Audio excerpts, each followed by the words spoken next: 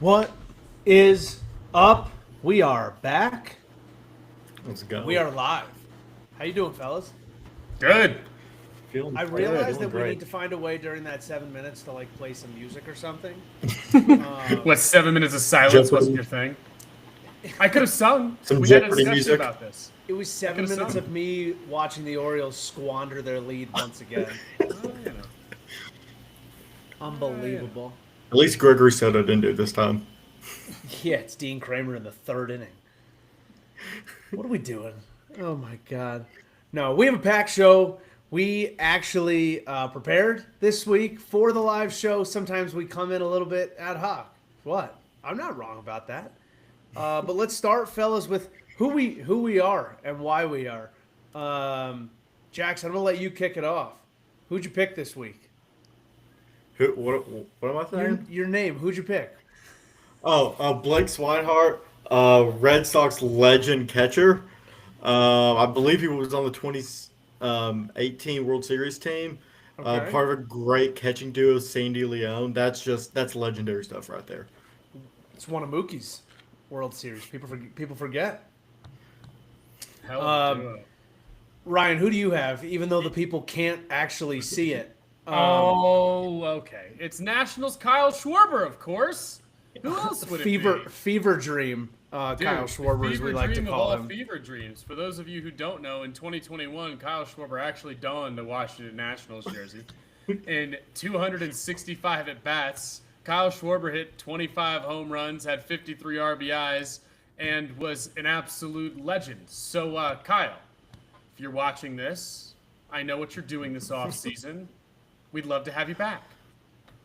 I chose Jed Jerko, and I'm gonna fix my spelling on this because I did not check it before I did it. And boy, did I Wow. butcher it. Wow, rookie mistake. Boy, did I butcher it. But Jed Jerko, for those who don't remember, he was a Padre, he was a Cardinal, but he Yeah, he was a was. trade deadline piece at one point in time back in 2019. Yeah, not much more to it. I just remember the name and it popped into my head, and I was like, I love that name, so I'm going to use it.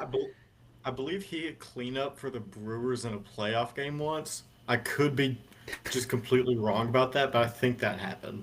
Somebody He in chat. so he check did the, he stat did checker. play for Milwaukee in his final season in 2020, and he did hit in two games for them. He went 1 for 7 with 3 Ks. It does not say where in the lineup he hit, but I bet we could figure it out. I just have a distinct memory of Jed Jerko hitting cleanup in a playoff game. Against St. Louis. Yeah. Yeah, Jed Jerko hit cleanup in that game behind Ryan Braun. He did. He went 1 for 4. Speaking of Ryan Braun's going to be in a home run derby, and he was taking BP the other day, and doesn't look like he missed a beat. In fact, the Brewers Prince should probably Fielder's sign him. Prince Fielder's odds are minus 750 in that home run derby. By Are the they way. really? Yeah, yeah. The odds for him to win that like I forget what they call it. It's like they literally call it like an alumni home run derby, which is hilarious because like there are guys that are there that probably never went to college. I don't know if Ryan Braun. I don't know. Did Ryan Braun go to college? Let's find that out. Braun This is was how the live champ. shows go. He did go to college. He got drafted out of college. You guys know where he went? California school? No. I liken him to a guy in the NFL. He's a former tight end who you would have been like, oh, he went to that school? Yeah, that checks out. He is white, but feels like he could fit in a mix of a multicultural setting. Miami. He went to Miami. Yeah. Oh, okay. Okay. On to topic number one of the day. Who's hot and who's not? First, we'll go through what I like to call the fastest 90 seconds. I screw that up every single time. Without fail. Every single time. It's crazy. The fastest 90 seconds in Major League Baseball, and we're going to run through it starting in the National League. And as always, we've got a little bit of ping pong happening at the top of the NL East. The Phillies and the Mets, who wants it? Nobody knows. But the Mets are making moves to try and take it over. The Marlins are the hottest team in that division right now, though. Kyle Stowers is a madman. Fun for me to see. I always knew this was in him as an Orioles fan. He just was never really going to get that shot in Baltimore. So glad to see that sweet left-handed swing has taken advantage of having the opportunity. The NL Central, since the last time that we went live, which is crazy because it really hasn't been that long, it has flipped on its head.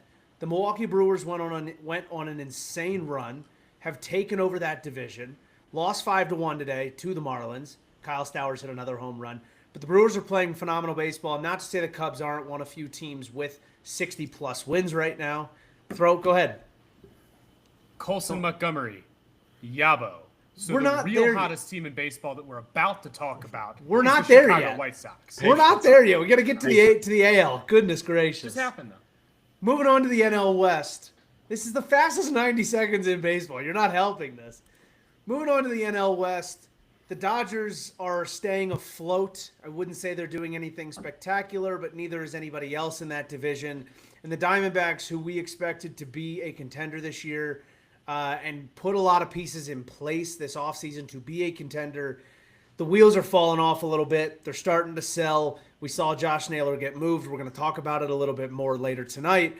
And now we move to the AL and directly into the American League Central because boy, oh boy, are things happening. The Tigers are 1-9 in their last 10, fellas. Things are happening. The Guardians almost mopped the Orioles earlier this week. And the White Sox are one of the hottest teams in baseball coming out of the All-Star break, demolishing the baseball. And like Ryan said, Colson Montgomery now with 3 career home runs, all within this last week. Boy, does that swing look good. American League West, we talked about it on our podcast this week. Ryan made a bold prediction that the Mariners were going to do the opposite to the Astros and overtake them for first place at the end of the season this year. The Astros currently have 18 guys on the IL. If there's a time, it would be now. The only thing that's going to stop them is the Rangers. The Rangers are about as hot as the Mariners are. They're 8-2 in their last 10. They're finally starting to play some good baseball again. This is the same thing that we saw back in 2019. 2019? When was it? 2023. I don't know why I said 2019. It wasn't even close. Moving on to our favorite division of mess, the American League East. And boy, oh boy, are those Blue Jays playing baseball, right? I mean, we talked about the turning point for the Blue Jays was whether or not they were going to be able to sign Vlad. And Vlad was not necessarily himself. But Vlad, over his last 30 games, has been downright diabolical at the plate. So, the Blue Jays propelling themselves into first place, 4.5 games over the Yankees. The Yankees are now talking about selling certain pieces off of their team. I don't know if you guys have taken a look at Ben Rice's Baseball Savant lately. Thinking about selling a guy like that who can play multiple positions, including the one behind the plate, seems pretty dumb, if I'm going to be honest with you. But they're looking at it. Red Sox, Marcelo Meyer just went down, so now they're thinking about putting one of the best center fielders in baseball at second base. That's unfortunate. We can also talk about that a little bit. The Rays are going like this. I'm confused by them. Half the time they look like the best team in baseball. The other half the time they look like they'll never win another baseball game at George M. Steinbrenner Field. And the Orioles just continue to be disappointing and struggling. But here we are. And that caps the fastest 90 seconds in Major League Baseball with a nice recap. It's even faster when Ryan doesn't interrupt with a Colson Montgomery Yabo. How far was it? Was it a good one, or would he sneak it out? All I know is that it said ball in play home runs, and the little thing had him rounding the bases. I love that. One thing I like to bring up, my St. Louis Cardinals, all hope seems lost. They're 2.5 games out of a wild card spot. I don't necessarily. I'm confused, if I'm going to be honest. They're beating the Padres, beat them yesterday, beating them to right now. Miles Michaelis has 4 shutout innings. Guy's ERA under 5. He's back. He's about to win the Cy Young Award. I'm ready. You just needed Fetty to get DFA'd, and the other one had to do well. With all that being said, I'm still in the full sell mode. However, it's fun to see them at least buzzing a little bit less. Listen, we've talked about this, right?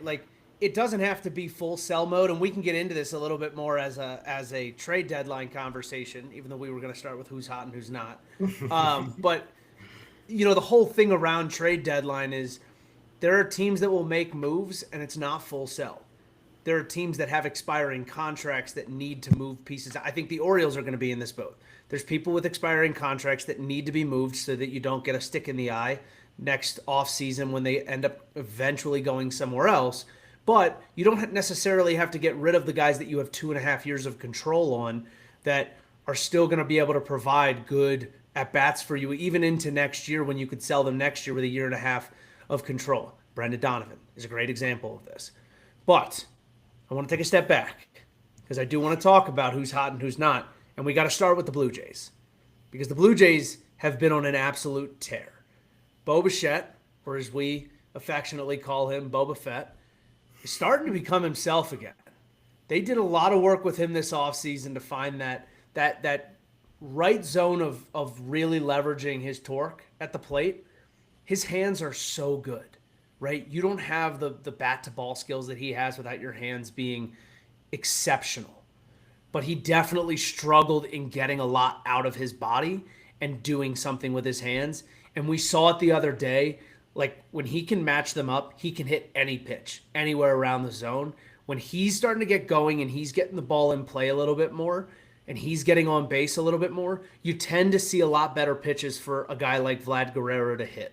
Not to mention you've got Nathan Lucas, you've got Addison Barger. You've got these guys that are hitting out of their mind. Ernie Clement hit a 3-run bomb off a righty. What was that? That never happens. I mean, it's crazy. Bichette is the classic case of a guy who lost a ton of confidence when it came to injury, and then the answer to that loss of confidence was tinkering with his mechanics from a swing perspective. They took him into the offseason, and really all they did was help him find the good feeling in his hands again, and this has allowed him to find the overall level of confidence. He's always had this type of torque in his swing when he's going the right way, right? Yeah. It's not something they had to teach him. It's not something that's new for Bo Bichette. Watching him play good baseball is extremely fun, but part of it is purely the fact that he is in a lineup with a lot of other guys. He's not the focal point that people are looking to stop at the current moment, and it's allowed him to get back into the rhythm and groove that we know him to be in. Bichette is one of those guys who was a top-end 310, 320 hitter most of the time early in his career, and it's something we'll continue to see. I think this is huge for him, right? Coming into contract year. I mean, Bichette's going to get some money here. It's going to be well-deserved. But Addison Barger is been unreal for this team. I know you talked about Clement. That left-handed swing is something to behold. And not only is it violent, not only is it vicious, but he has a knack for hitting in huge spots. Yeah. I mean, whenever they need the ball to go over the fence and he's up, it seems to go over the fence. Everything is clicking on full cylinder for the Blue Jays right now. There's just no question about it. They've got Eric Lauer going out there and looking like a Cy Young Award winner. I mean, I love what I'm seeing out of them. This is what we knew they could do, and this was the big talk about the AL East coming into the season.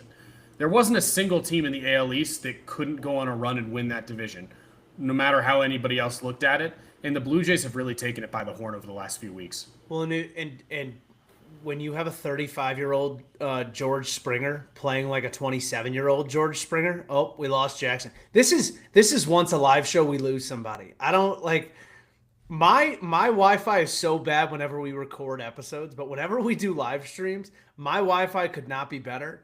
Everyone else's struggles.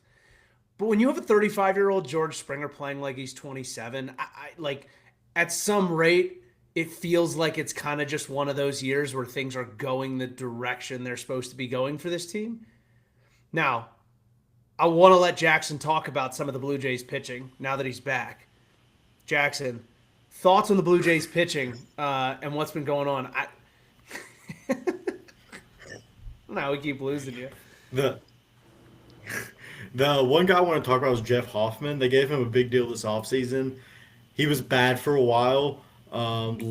Since his last 11 games is a 3.27 ERA, 2.82 FIP, and has struck out 16 guys in 11 innings. He's looked a lot better as of late, and this is a guy, if he turns it on down the stretch, he can be pitching big innings in the playoffs. He was with the Phillies last year, through in the playoffs for them. I think that's a guy, if he gets going, that can really help them out a lot down the stretch. Yeah, and when you look at their rotation and who's really been throwing well, You've got a guy like Kevin Gossman who's doing what he normally does. He eats innings. He gets a lot of strikeouts. He generally keeps himself somewhere between a 3 and a 4 ERA and keeps the team in the ballgame, right? He'll go and throw a good chunk of innings. He doesn't walk a lot of guys. Sometimes he gets a little bit hittable with his sinker, but for the most part, between him and Chris Bassett, they've chewed up a ton of innings. Barrios as well. But we talked about it coming into the year. It's kind of an old rotation, right? Like even adding Scherzer, who Scherzer hasn't gotten to throw a ton because he dealt with some injury earlier on in the year, and he just hasn't been what you'd expect from a guy like Scherzer. But for the most part, it's kind of an old rotation. It does make you wonder how long this rotation can last as far as getting in through the dog days of summer. We're not even into August yet.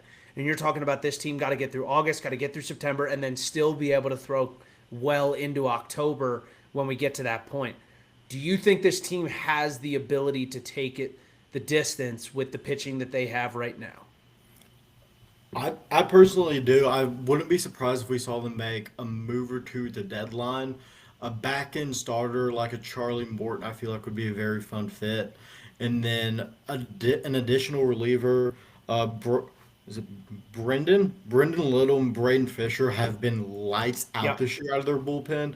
Hoffman gets going, he would be good as well. I could see an additional bullpen arm or two and a back end starter to eat some even more innings for him.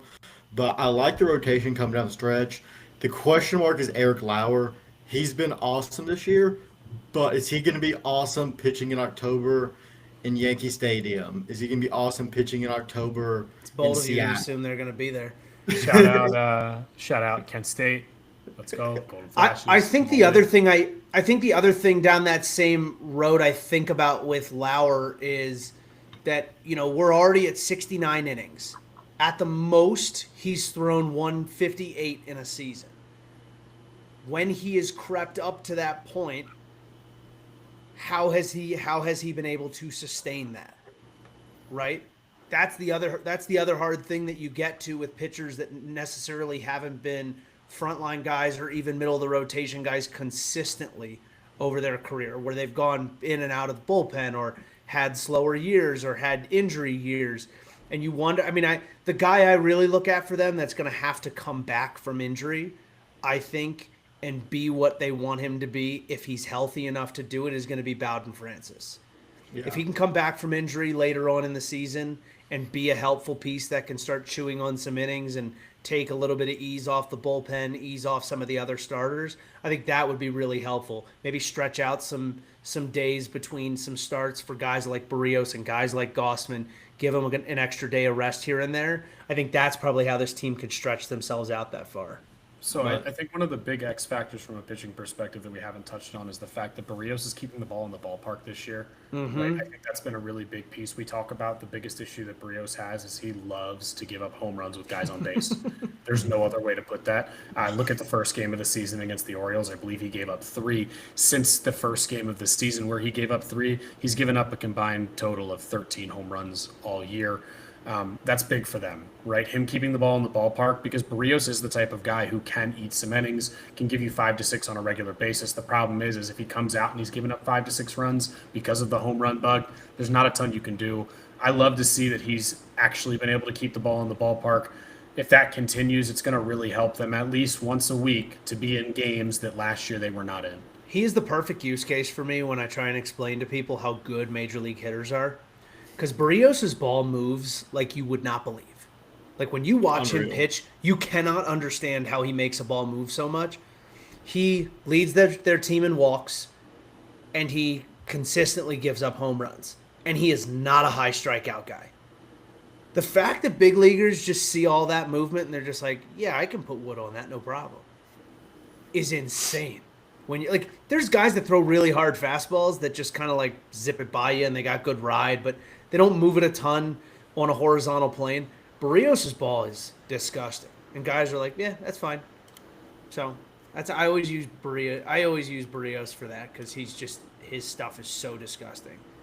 Okay, moving to the other side of the league and the Milwaukee Brewers. First of all, we'll start with this. I don't know if you guys saw J.J. Watt did a 9-9-9 challenge today, at the Brewers game, and I don't know. He did it in 5 innings, and I kind of don't think that is as hard as doing it over a 9 inning period. Because you don't, he does like. There's no. Should we try? Should we find out? There's no getting do we full. need to do this? I just mean like for someone his size that can put away what he can put away. World Series Game 1. You heard it here first. We'll go live. Doing a 9-9-9. We'll go live doing an at-home 9-9-9 challenge. I will be refereeing Jackson. 9 root beers beers for for Jackson, Jackson. and I'll be refereeing Flax doing it, and it'll be a lot of fun. Why? Why would you not do it with me? I don't even know that you and I could do a combined 9-9-9. To be honest, I could do it. I could do it just fine. Either way, he did it in like 5 or 7 innings, and I don't think that is as hard to do. Like, I think when you just stuff it all, he was done with 5 of the 9 in the first 2 innings. Like, I think when you start stuffing half of it down that fast, like at that point, all you got to do is stay through a 9-inning ball game. Yeah. He did a 9-9 and 5. So here's what I have to say about this. Make it real simple. JJ Watt is 6'5", 288 pounds. JJ, you do whatever you want, brother. Do whatever you want. JJ Watt. Do whatever you want. But no, moving over to the Milwaukee Brewers because they have been on a torrid pace here the last month or so, taking over the NL Central as we talked about. Now, we made a bold prediction, and by we, I mean Ryan made a bold prediction in this week's episode of the podcast. If you want to listen to that episode of the podcast, it's on Spotify, it's on Apple, it's on YouTube. But Ryan made a bold prediction that he thinks that 3 teams will come out of the NL Central, meaning the NL West and the NL East will only have one team, or one of them will only have one team that comes out of it. So the Cardinals or the Reds are going to make the playoffs over the Mets, Padres, Phillies. Who am I missing here? The Giants. It feels wrong to say, but I think they're all in that same world of possibility, to be honest. It just depends on what happens at the deadline here at the end of the week or at the end of next week, and how those teams start going in different directions, because it'll happen pretty quick. I mean, if you guys didn't want a spicy take, you could just let me know. But I'd rather give you something spicy. I think that was the fair thing to do. If we want to start digging into the Brewers, though, and why things have been going the direction they've been going up to this point, I think you see a guy like Christian Yelich start to find his power again. Churio's been very solid, got his average up to 271. He's got 17 bombs of his own. I think as a unit, they're starting to just play better baseball.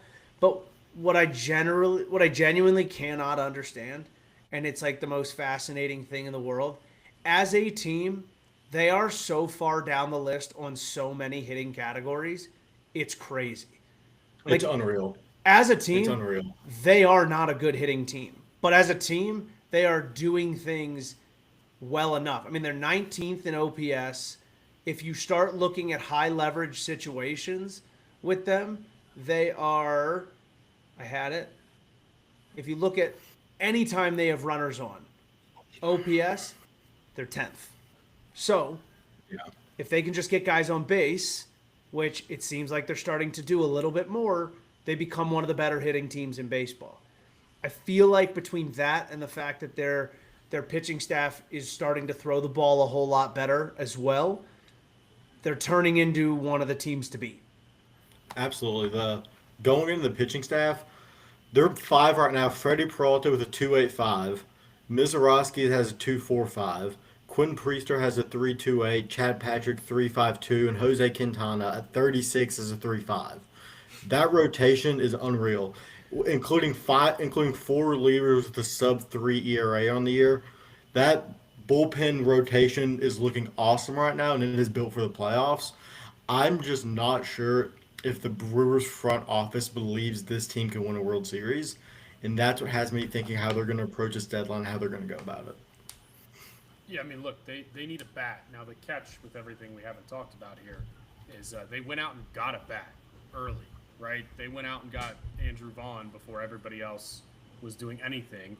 And it turns out when you go from a not great situation to a good situation, you tend to hit a little bit. What are you laughing about over there? What are you laughing about over there, huh? Nothing. Uh-huh. All Speak right. up a little bit. Vaughn is currently hitting 290, 395, and 548 since he got there. What is so funny? No, nothing. Seriously, I'm not laughing at you. Oh, yeah. Either Got the way, gigs. Go ahead. he's absolutely rolling right now. WOBA is up to 402 since he joined the Brewers, and the dude just hits whenever they need him to hit in a clutch situation. In his first five games, I think he had 3 different hits that brought in the game tying or game leading run. He seems to have his feel back, which is great now that he's playing on a good roster. People forget that Vaughn was a Golden Spikes Award winner at Cal Berkeley. I mean, this is not a guy who was poor at baseball. He was just with the White Sox through some very difficult years. Yeah, the whole knock on him was that he got drafted above, was it Bobby Witt? No, he was right after Witt. I think Witt was 2, he was 3. I could be very wrong. No, I think it's the opposite. Witt was 2. Vaughn was 3, but Vaughn got drafted in front of Riley Green, C.J. Abrams. That's what it was. Yeah, it was all those guys. Nick Lodolo, Josh Jung. Well, No, I'm just throwing through names. yeah. Shea He did get Langoliers. drafted higher than guys who have, technically speaking, produced at a more consistent level. at Right, the like, major league level. Corbin Carroll's in there, George Kirby's in there, all these guys, right? And I think that was always a knock on him, and like it's hard to get away from that. But he really has found a new home there, and he's been really, really fun to watch. He turns it on when he needs to. Already, eclipsed his RBI total in Chicago this year, like very quickly. He had another. He was like, again today, first time through the lineup, he was the only guy with a hit for the Brewers against Cal Quantrill, who threw really well today, by the way. And the Brewers lost 5-1 because they faced a really good arm.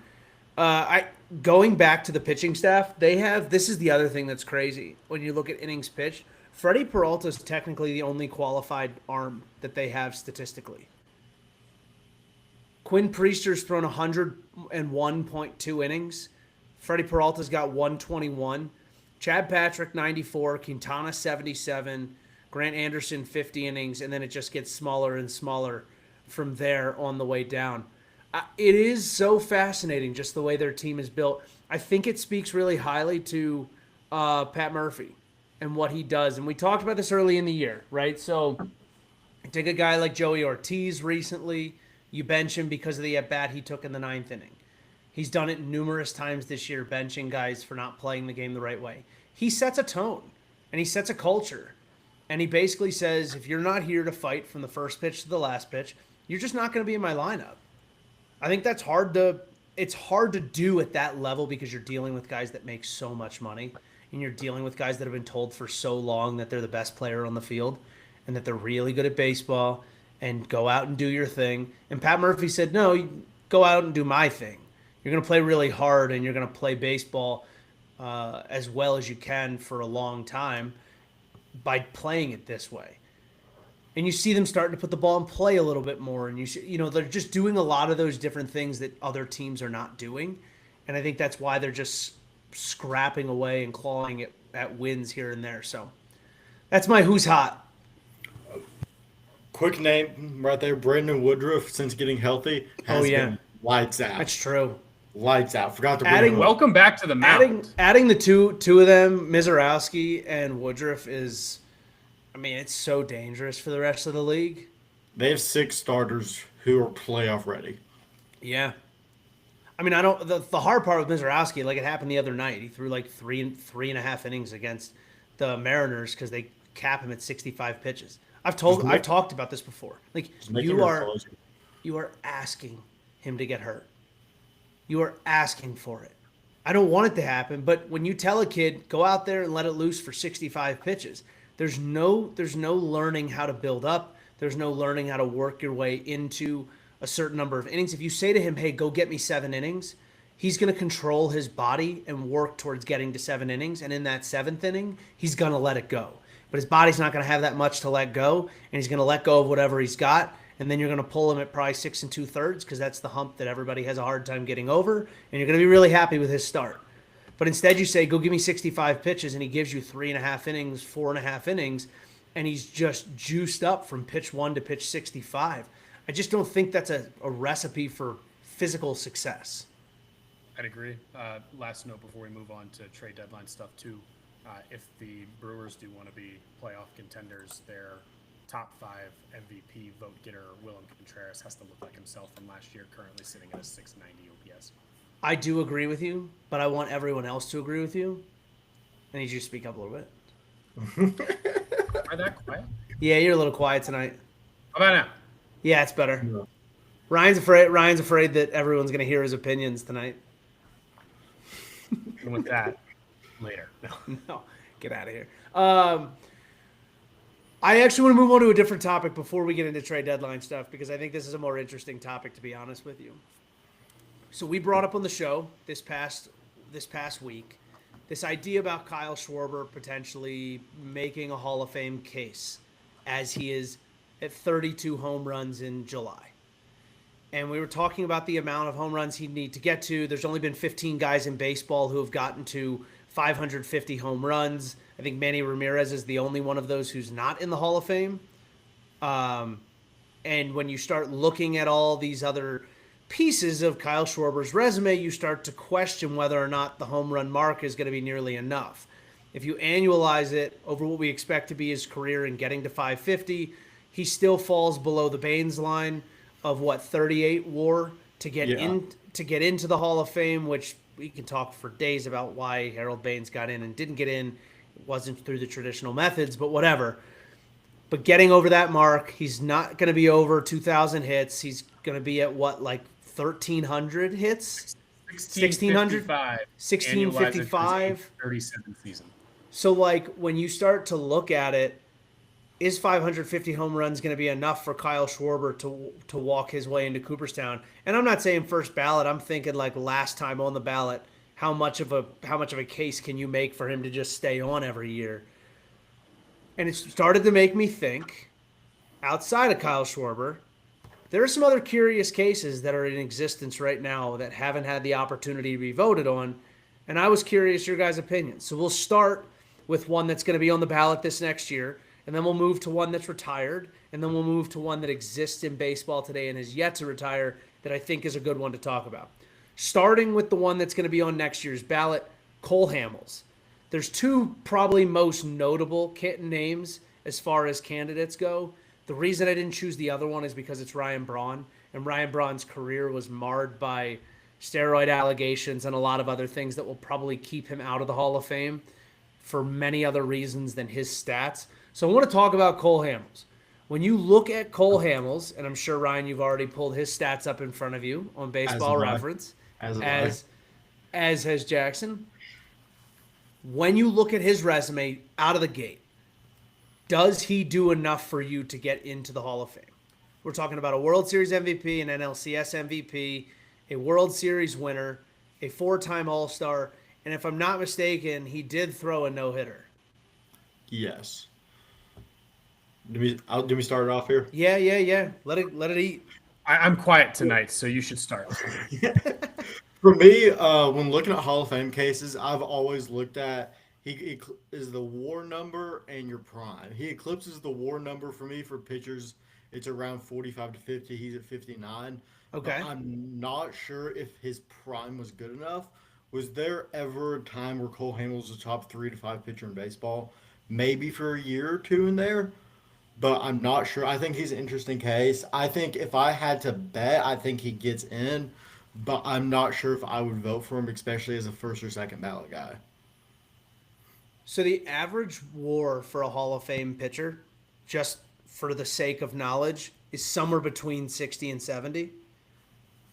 But to be fair, I think that is not a hard and fast rule only because there's other things that pitchers can do to get over the hump. That's also tainted by relief pitchers a lot too. Agreed. And I'm just saying, for me to start considering a starting pitcher, I look at 45-50 as the number to look at him. It's also tainted by guys that are on the very high end. like Walter Johnson having a WAR of 155 and a Roger Clemens having a WAR of 138, or not Roger Clemens, but like, you know what I mean. Other Hall of Famers. Yeah. When you start looking at Cole Hamels, I think it's hard, right? Like no-hitters shouldn't play into that, right? Just because you're in the conversation doesn't make it so that that is important, because there's guys who have done something that very few pitchers in baseball have done, which is throw a perfect game. Shout out Dallas Braden, who in all likelihood doesn't have the stats to make you say, man, that guy's probably a Hall of Famer. So I throw that out the window. But I do look at, when you're talking about a prime, I look at some of those years with him as a Philly, when that team was really good and when he was on one of the more dominant staffs in baseball. I don't know if it lasted long enough to be called a full prime, and I think that's the hard part. Let me help you. His 7-year peak, 2010 through 2016, Cole Hamels, over 222 games started, was 88-62. He had a 3.14 ERA. He averaged 1.3 complete games per season and over 200 innings per season at 211 innings. That's crazy. Hamels also averaged over 205 strikeouts during that prime with a 1.154 whip. Biggest stat for Hamels, which is not going to be something you're going to pay attention to in most Hall of Fame cases, is per game he was averaging less than a home run per 9. This is a guy who kept the ball in the ballpark. He had a 1.27 ERA plus during his 7-year peak. Hamels is what I would consider the exact fringe case that you brought him up to be. I think there's going to be, this is the type of guy where he gets in, it's probably on his last it'll be a little his last opportunity.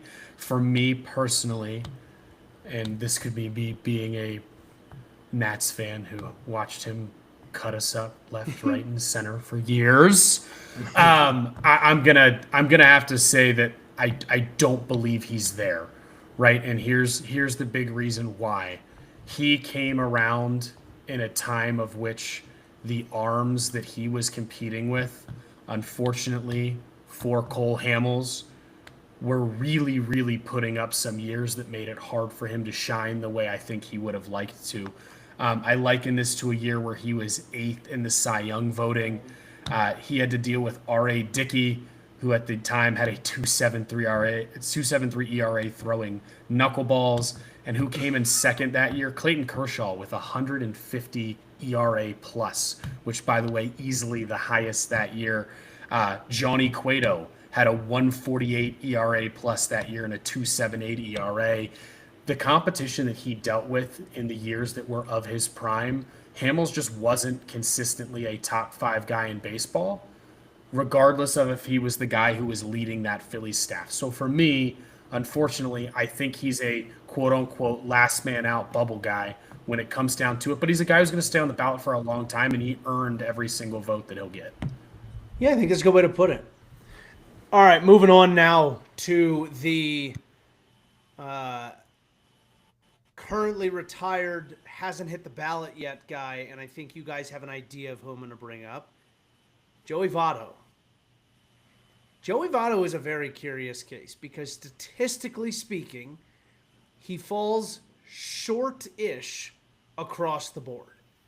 But it put up an insanely good and really consistent career. And there's a very solid peak there from probably about 2010 to 2017. Outside of 2014 and an injury year, the peak there from 2010 to 2017 is pretty solid. It included an MVP. It included MVP votes every single one of those years, including the year before 2009, except for that 2014 season, was an all-star most of those years, finished runner-up in Rookie of the Year, and just never really did anything wrong. And I think he also just kind of bleeds that idea of what it meant to be a Major League Baseball player. for 17 years, playing for the same team forever, really, really living and dying on the backs of the fans that he played for. And I think for me, when I start looking at like what that means as far as voters go, as far as how he treated the media, as far as who he was as a person, even being outside of a player, I think there's no question in my mind that at some point he ends up going into the Hall of Fame, and I don't think he's gonna miss staying on the ballot in his first year by a lot. Like I think he's gonna clear what's necessary, but not enough to get in first ballot. But I think second or third time through he'll get in. I think one of the things that makes Votto so fun is that Votto had a true 9-year peak, not a 7-year peak that most people look for. And here's where I go with Joey Votto. During his 9-year peak, he led the MLB in on-base percentage 7 of 9 years. His on-base percentage was over 400 every single one of those years but one. Votto also led the league in walks in 5 of those 9 years, and he had over 100 walks in 6 of those 9 years. Votto was truly, for those who did not get to watch the prime of his career, the ultimate, you're just not going to get me out guy. And he was still somebody who was pounding 20 to 30 home runs out, no problem, every single year. Giving you context of what his 9-year peak looked like, he accumulated 51.1 WAR throughout that 9-year peak. He had just under 1,400 hits, 295 doubles, and 216 home runs. He walked 970 times in a 9-year period. That includes a year where he only walked 47 times because he only played 62 games.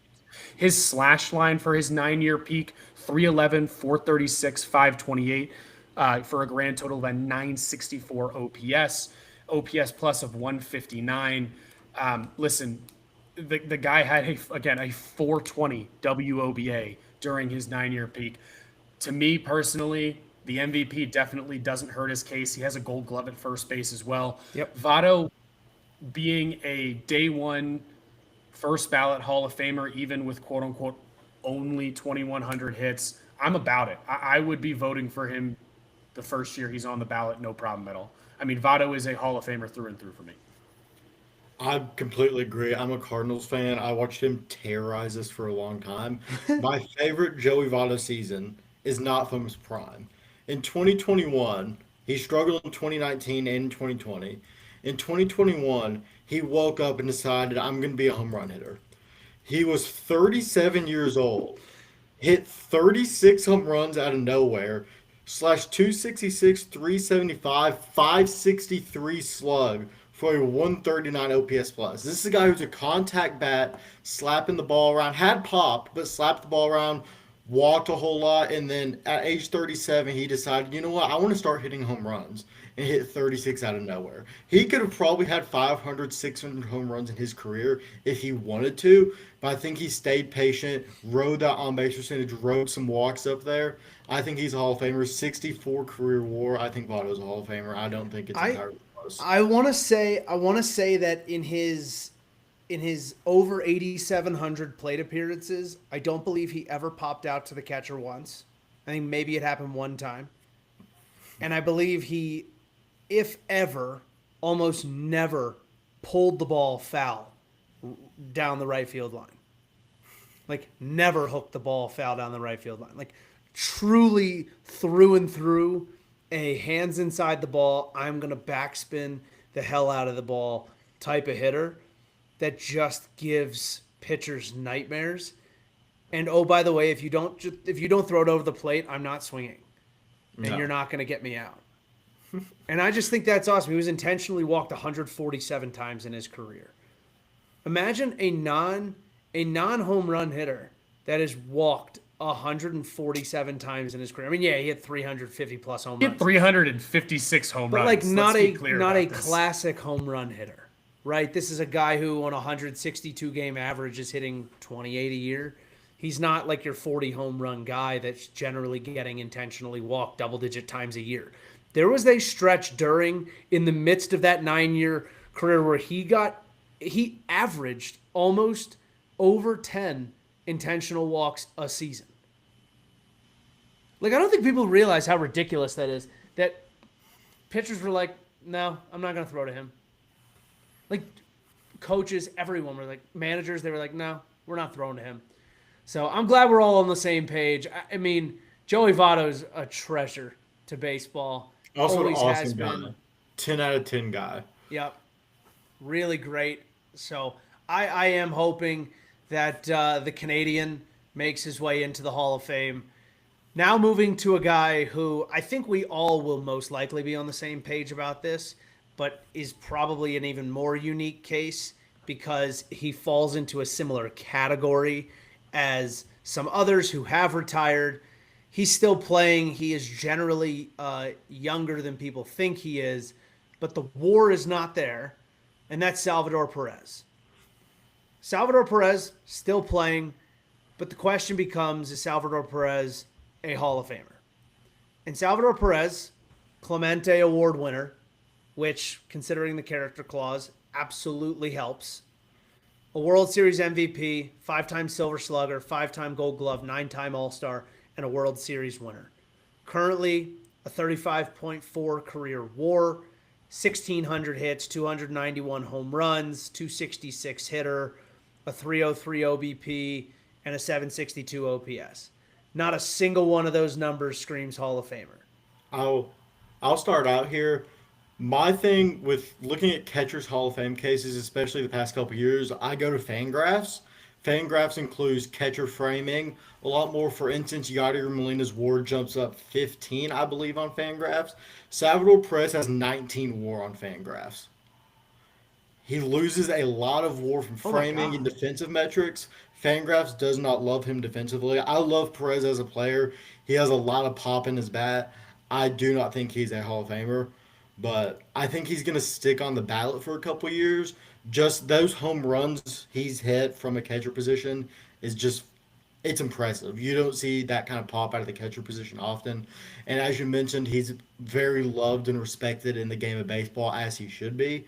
So I think he's going to earn some respect, and I think he'll stay on the ballot. I don't think he's going to get in because the past couple of years we've seen analytics continue to play more and more and more of a role in Hall of Fame voting. And by the time Perez is on the ballot, it's going to be even more a part of it. Yep. So I think his framing metrics and looking at his Fangraph WAR is going to come back to bite him a little bit. And so, yeah, I don't think Perez is Hall of Famer. I don't think he's going to end up getting in.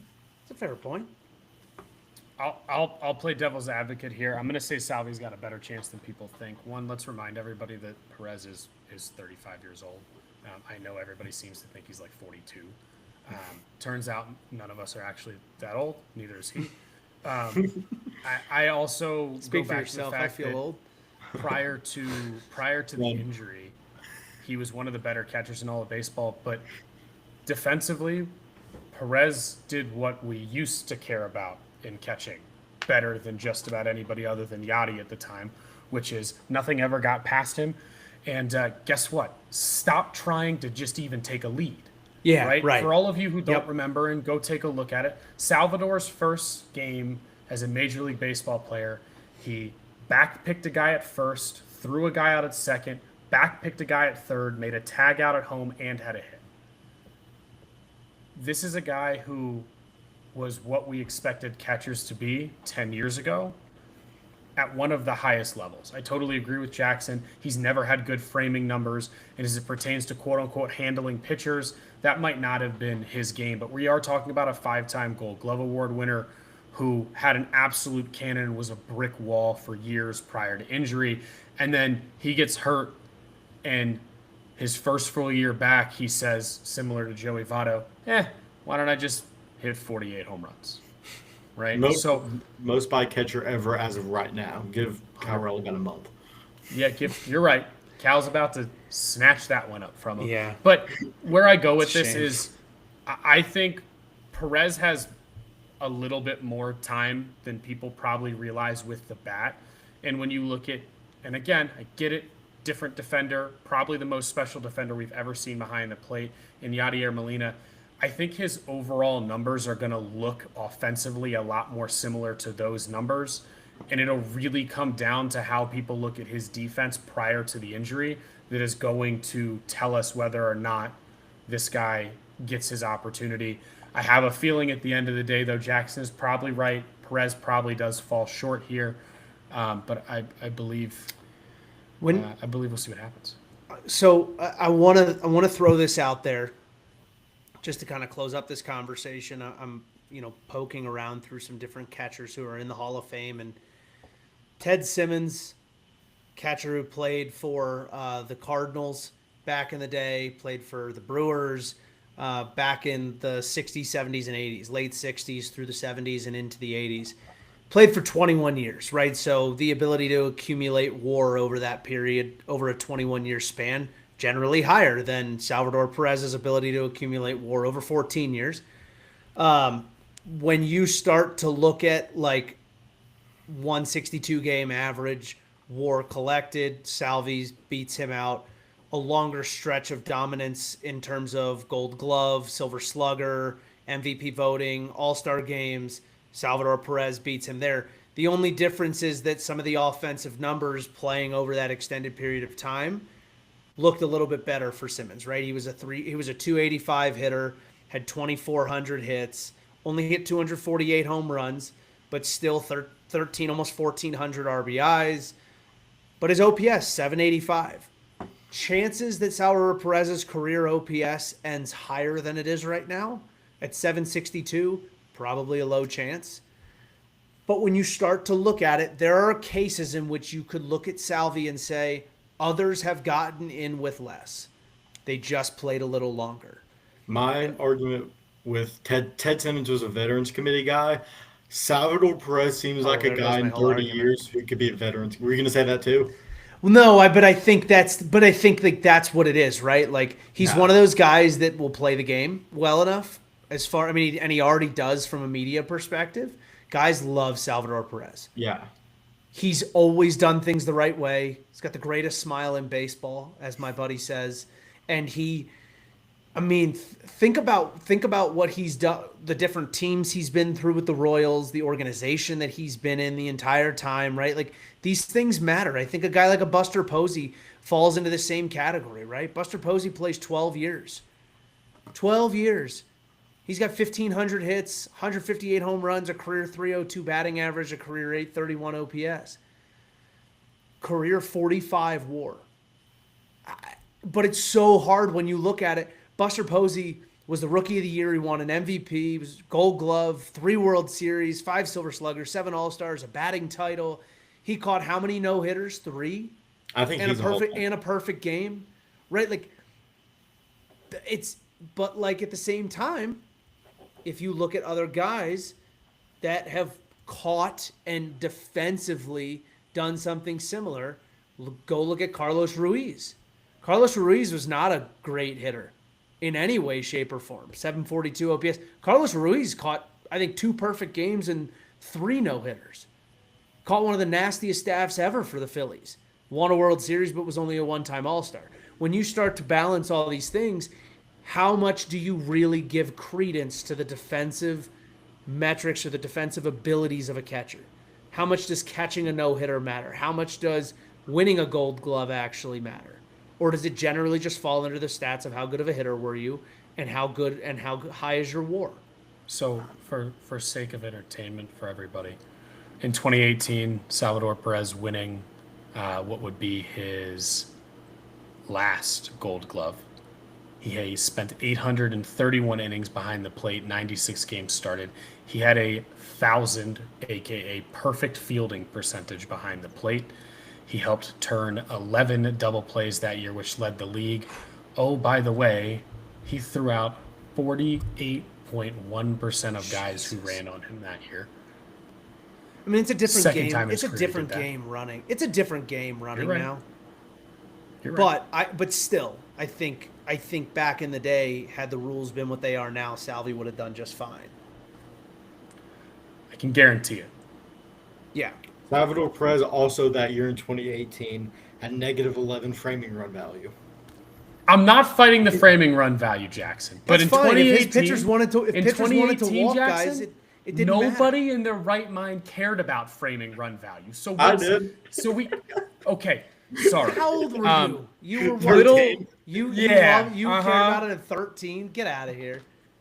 Get out of here. Oh God. All right. Moving on to our final topic. I know you've already been here with us for an hour, but our viewership ramped up thanks to Ethan reposting our stream about halfway through and people joining it. Now for the meat and potatoes of the conversation and kind of why I saved it for last. Let's talk some trades because we've already had some stuff go down. I think we've got some small opinions on what already happened. 3 major moves. Josh Naylor got moved from the Diamondbacks to the Mariners. Today we saw Ryan McMahon get moved to the Yankees from the Rockies. And we saw Gregory Soto go from the Orioles to the Mets. That was straight off the top of my head. I can't believe I pulled all that out. So when you look at all 3 of these trades, we talked about it earlier today as a group. The hitter trades seem to be slight overpays, but to be fair, they may end up looking like underpays when we get to the 31st. And Soto moving to the Mets feels like the Mets are trying to keep themselves moving in the right direction quickly, and they were willing to give up some young arms that have a high ceiling, and the Orioles need to bolster their pipeline with pitching, and they were happy to go to somebody who has a lot of pitching in their pipeline, which is the Mets. So who wants to go first? Yeah. What was your favorite trade of the 3? Why was it your favorite trade of the 3?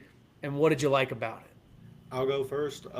My favorite trade in terms of what both teams got was the Seattle trade. I think that was a relatively win-win trade. I thought the Diamondbacks need to be selling off probably 4 or 5 guys. I think they started off good. Braden Garcia is going to be pitching in the big leagues this year. Power sinker. He's gross. Ashton Izzy, I believe, is the other one. He slots in at 11 in the Diamondback system, so I think that's a great pickup. And Naylor's going to help out that Seattle team right away. People don't know this, but Naylor doesn't strike out. 12% strikeout rate this year, 9% walk rate, puts the ball in play at a very high rate, has had a relatively good barrel percentage, I believe, this year. I like him a lot. And then I think the best value trade by far was the Rockies. I think the Rockies made out like bandits with that trade. Don't have to pay the next 2.5 years of McMahon's contract. And I think who's the lefty they got?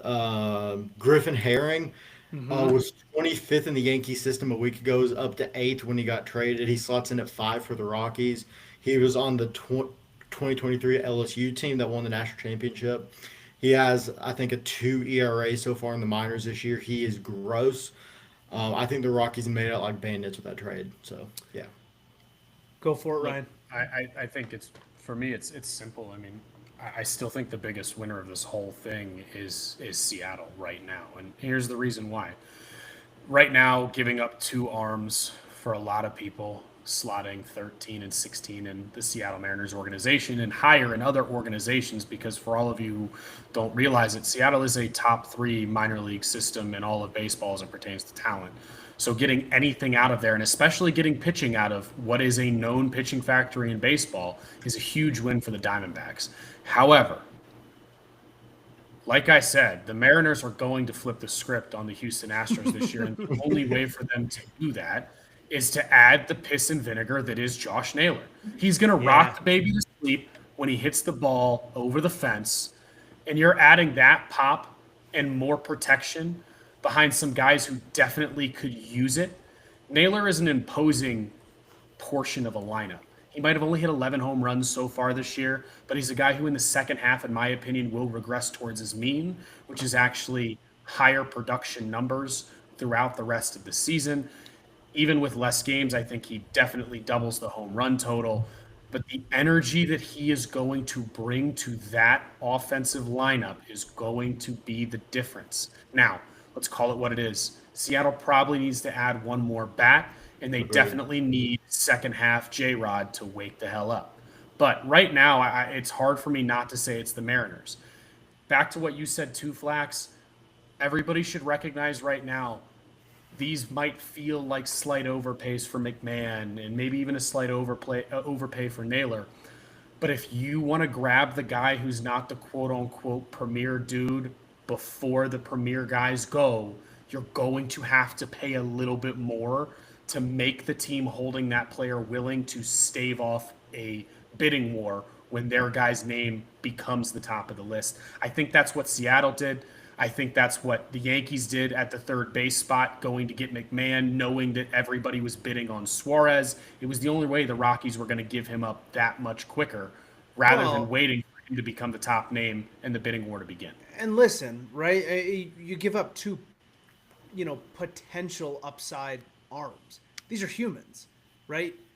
There is a higher likelihood right now that within the next couple of years, Josh Naylor will continue to play at the level he's playing at.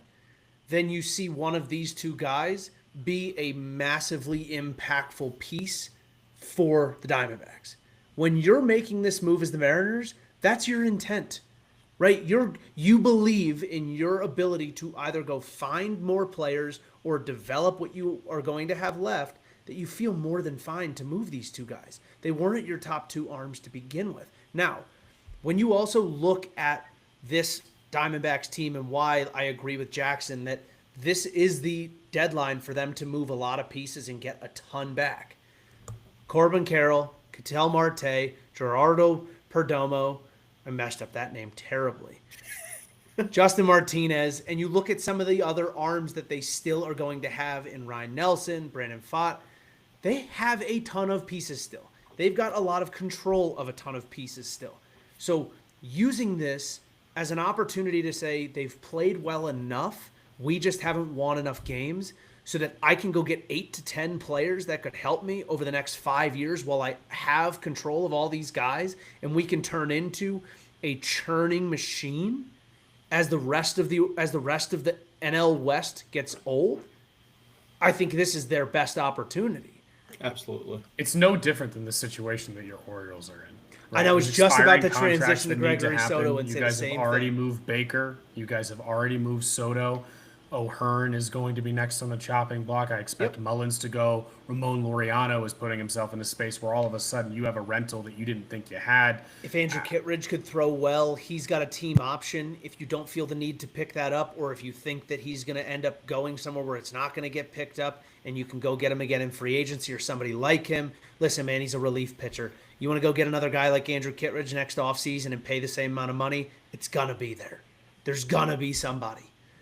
So you could turn around and sell him too to somebody who's a contender and wants a guy who has historically been a very good high leverage reliever. But I love the Gregory Soto trade for my dog's hair in my mouth. Finally got it out. I love the Gregory Soto trade for the Mets. If you watch enough Mets games, you know their biggest struggle is throwing strikes in high leverage situations. Canning's had a problem. Not Canning. Reed Garrett. There it is. Reed Garrett, Stanek. They've both had a ton of issues throwing strikes in high leverage situations. Gregory Soto walks guys. He does not walk guys in high leverage situations. It's the craziest thing I've ever seen. You put him in there in the 5th inning of a blowout, he'll walk the bases loaded. You put him in there in a 1-run game in the 9th, he might walk one guy, but he's going to strike out the side. He just needs to be in a situation that it matters a little bit more. And I think the Mets are going to put him in a lot of those opportunities, and he's going to be very good for them. I mean, listen, he's pitched in the postseason before he pitched in the postseason with the Orioles last year. He pitched in the postseason with the Phillies. I think he's a really good piece for the Mets. I think the Orioles also took an opportunity to go sell him to somebody who had good pitching depth in their pipeline and went and got a couple of guys, but a really good guy. I'm going to mess up his name. Wellington. How do you say his last name, Jackson? Could not tell you, but he's 6'3" and is gross. 6'3", 185. Jackson wasn't touching that name with a 10-foot pole. I can tell you everything. I can tell you everything else about him. But he's been very. What's everything else about him, Jackson? Tell us what you got. He's been very good for them in Double-A this year. Yeah, I really like that trade. The other guy they got back in return was Cameron Foster, I believe he's a little bit older, 26, was carving in Double-A, got called to Triple-A and got roughed up in like 2 outings. But I think the Orioles bullpen not looking great. They've sold off a couple guys. I think Foster's a guy you can bring up in September and let's just see what you got with him. Let's just see Yep. what you got. Play around with it. I like that trade a lot. And when we're talking about overbuys, I think something else to bring up is with the expanded playoffs, there's probably 15 to 20 teams right now who think they can be in the playoffs in 2 weeks. And they're instead of a 16 bidding war for Suarez that there might have been 3 years ago, that might be 10, 12 teams now. And that's just Yeah. going to keep bidding up the price even more, even more, even more. I think that's also something we need to keep our eyes on. And I think that's why you saw Ryan McMahon go early and go for what he went for, right? It's very obvious the Yankees needed to plug the gap in at third base. There was no question about it. Ryan McMahon is a phenomenal defensive third baseman. Amazing.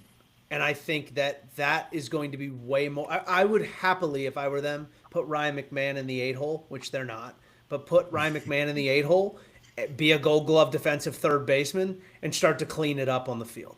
Even today, they did it again today, just giving away free bases and making errors. It is so unfathomable that the Yankees can go.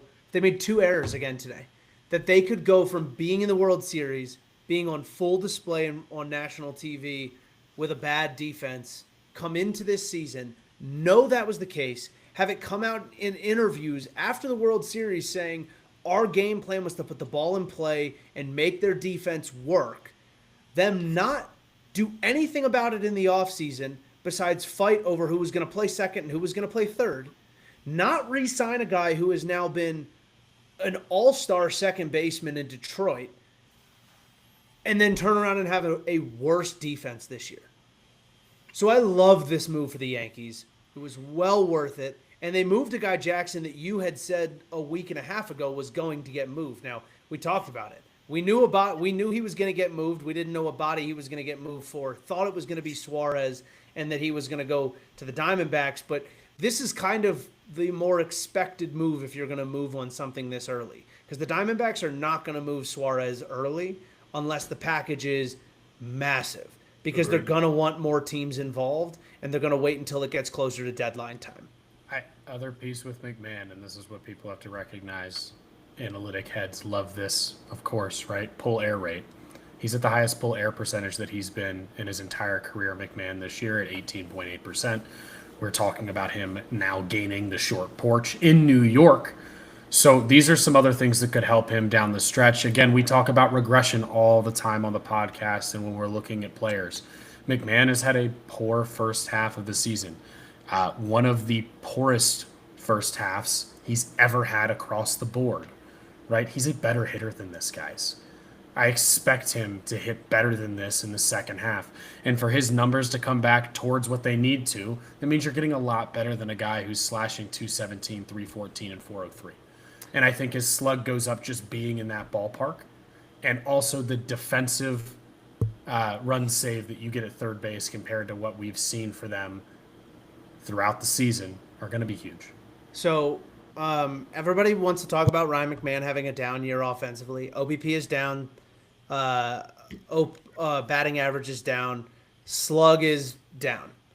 But as a whole, he's got his same average OPS plus that he's had his entire career.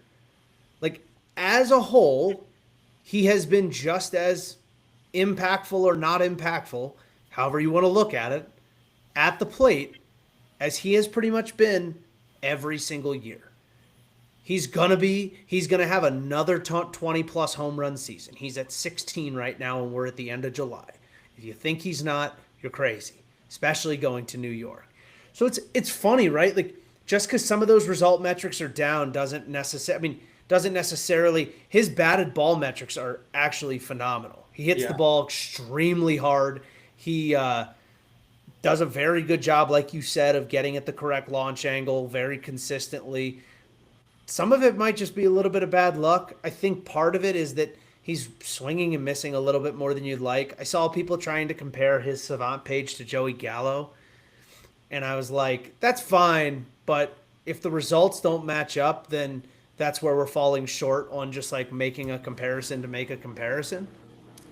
Listen, you know how I feel about this. We've had 3 straight trade deadlines of Ryan McYankee, and it's finally happened. That's I the know. I care about. It's crazy. Ryan McYankee was always inevitable, people. That's just what it is. I couldn't believe how many Yankees fans didn't know who he was, if I'm going to be honest with you. I mean, I could believe it, but I couldn't believe it. One thing to bring up with McMahon is he has 2.5 years left on his deal. And if the Yankees want to go get a big bopping third baseman at some point in the next year and a half, 2 years, I don't know who that is. McMahon has 244 career starts at second base. If you need him to, that can be your second baseman, and you can go get, I don't know, Jose Ramirez in a year and a half. That's not happening. That just Hey. not happening. I'm just saying, in theory, if you want to go get a third baseman or something happens and you have a third baseman, McMahon can play some second base as well for you. So I think it's a good trade. A guy who can play third, can play second, both at a very high level, which the Yankees desperately need right now. And I talked about it yesterday in a tweet. He's been above average, above what the Yankees have gotten at third base offensively all year. I believe their WRC plus at third base this year has been right around what McMahon's been at. So you're getting the same offensive production, but actually getting defensive production. So I'm not gonna say it's the same guy, but like it's on a scary similar trajectory to DJ LeMahieu. Like it is on a scary similar trajectory just from the other side of the plate. And I think second base, third base, first base. I think the only difference, and people are not going to want to hear this, I think the only difference is that like DJ LeMahieu just struck out less, like way less. DJ LeMahieu hit a lot of ground balls to second base, but he struck out a whole lot less than Ryan McMahon.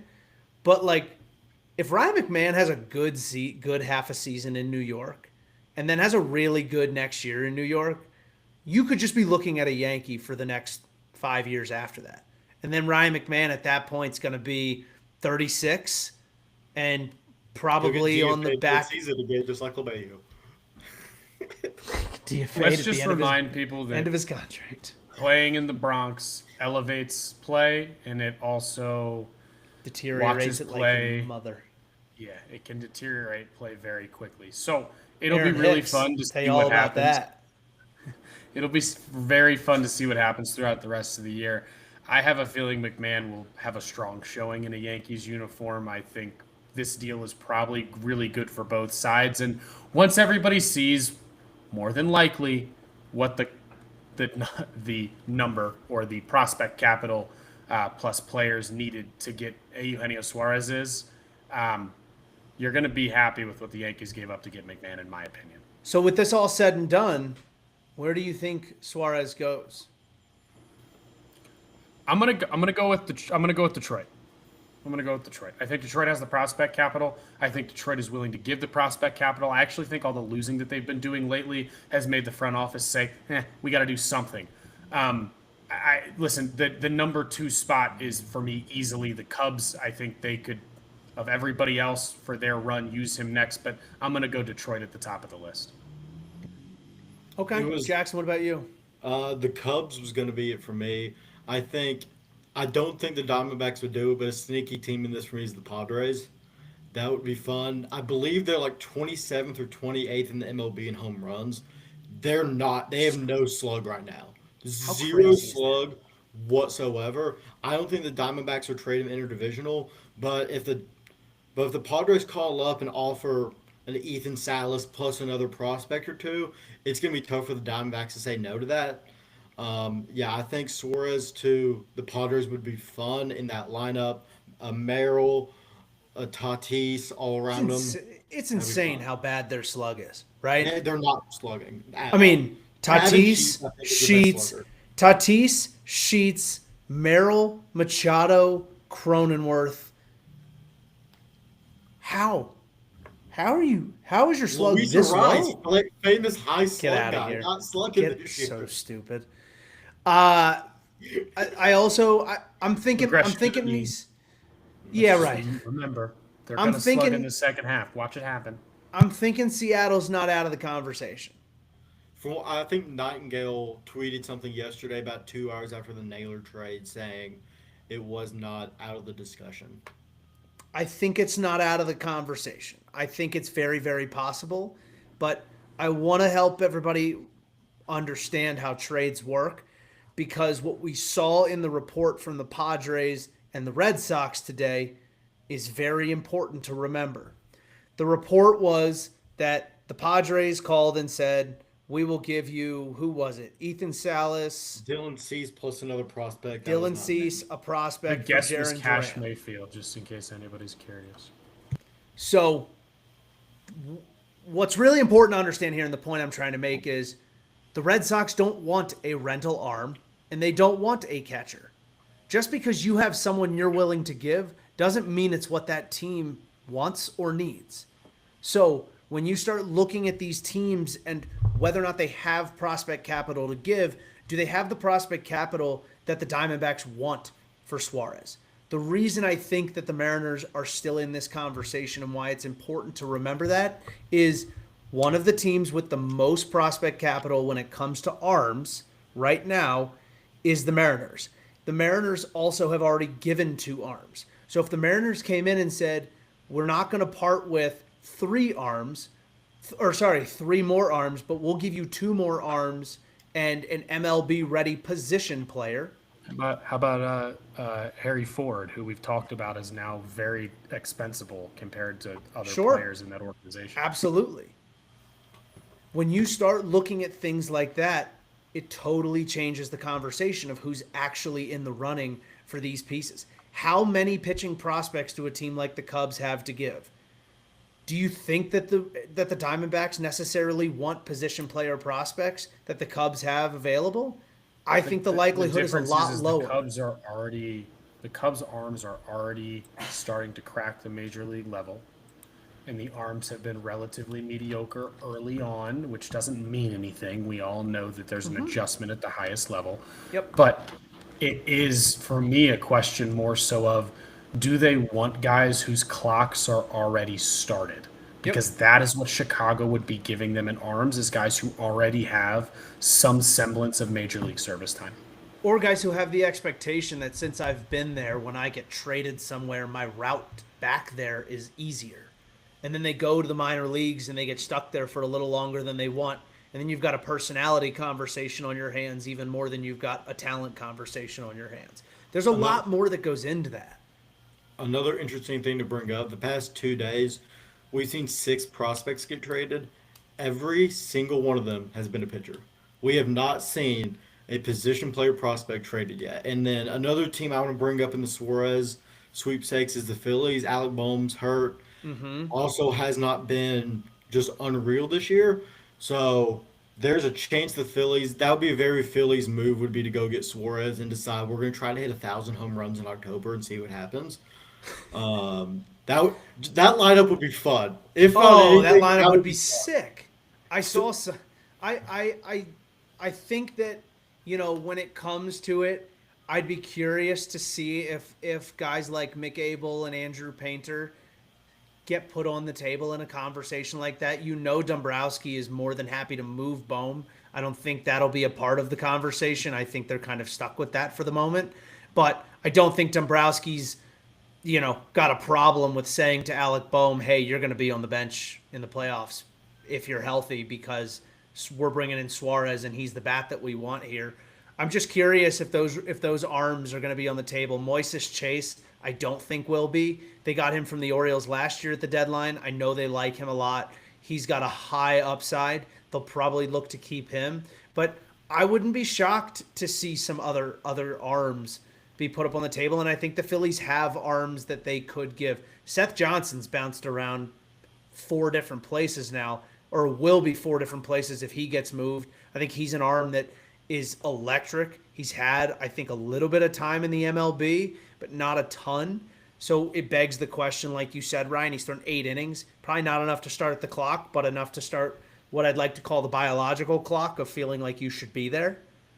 And I think that, it might not be a guy that I'd put up on the table if I'm the Diamondbacks, but maybe that's not something they're as worried about as I am. So definitely a fascinating conversation when it comes to Geno. I know there's a lot of other guys out there that are going to potentially be moved. More than likely, just with the way scheduling is and all that we've got going on, we may or may not be live next week. But We will definitely be on Twitter talking about the trade deadline, what we think is going to happen, what is happening. So follow us. Keep an eye on our stuff. New episodes of the podcast every Tuesday. If you haven't gone and listened to this week's episode, go and listen to this week's episode. It's on Apple. It's on Spotify. It's on YouTube. We talked about, what did we talk about this week? Learn about the fact that Kyle Schwarber averages a home run 31.7% of the time he records a hit. That's weird. Jackson is going to be doing some fun work at what are they calling this game? This specific. I think it's like the Speedway Classic.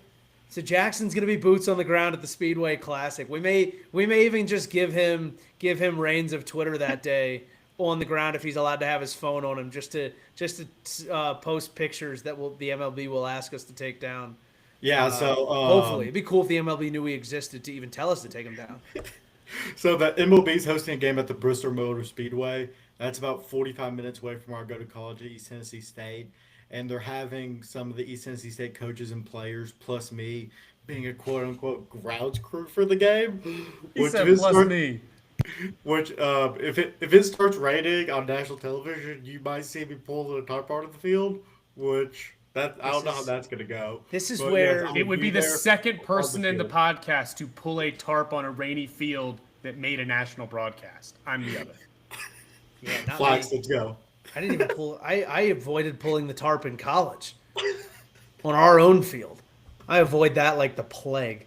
But I mean, this is where we need merch because we need Jackson in like the loudest baseball unstitched merch on the field on a national broadcast. He'd be like Ronald Acuna. This. I'm pretty sure we're getting merch from the MLB. Like we're getting MLB issued hats and. If you see a box laying there with things, I wear a size 7 hat. Yes, I know it's small. Ryan wears like an 8. Hey. We got another mean comment on TikTok again today. Somebody just said square head. I hate that. I have a large square head. I'm not sure what to say. So mean. I removed the comment. You don't deserve that. I People censored TikTok. Think how they feel. Listen, it's just what it is. Oh my gosh. Oh boy. All right. Blockhead. Keep an eye on our stuff. Give us a follow. Feel free to ask us our opinions ever if you care for it. Interact with us on Twitter. Comment on our stuff. We appreciate it. But other than that, thanks for joining us tonight and every other live session we do, and that's going to wrap it up. Anything else from you guys? Yeah, shout out to Running from the Alps. Appreciate you. Oh, yeah. Shout out to Ethan from at Running from the Alps. He needs our help. Guy doesn't have enough followers. All right.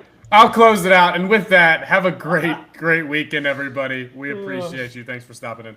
Have a good night.